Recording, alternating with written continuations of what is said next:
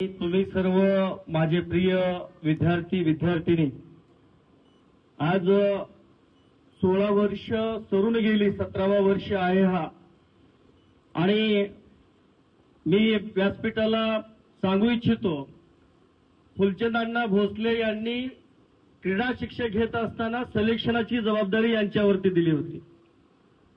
झाडाखालचं आठवतंय विक्रम शौकत, आणि ही जबाबदारी तुमच्यावरती दिली होती आणि त्या जबाबदारीमुळे या ठिकाणी कदाचित या ठिकाणी आलो आहे। तुमच्या वर्गात मी भूगोल शिकवलं होतं। असो, लहान वयामध्ये तुमचा जन्म झाला, लहान वयामध्ये हळूहळू दुडू तुम्ही चालायला शिकलात, बोलायला शिकलात, हळूहळू तुमची पावलं शाळेकडे चालायला शिकली।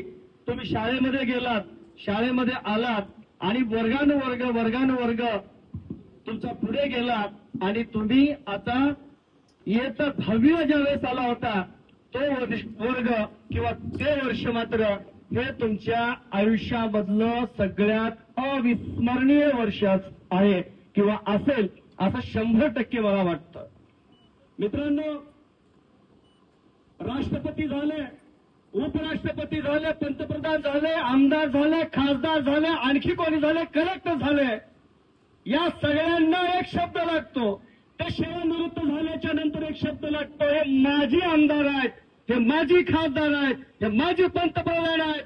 पण या जगामधला एकमेव पृथ्वी तलावरचा एकच प्राणी आहे जो शिक्षक आहे, जे माझे शिक्षक आहेत, माझी नाही।